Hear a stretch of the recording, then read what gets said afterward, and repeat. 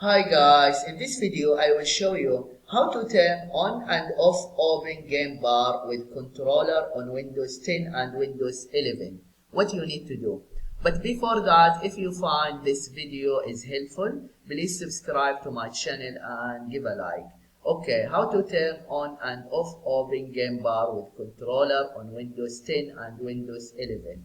First, just go to the start icon, right click, and then click on settings. After that, click on gaming and then click on Gamebar, and then you see here enable Gamebar for things like recording game clips, chatting with friends. Now it's on.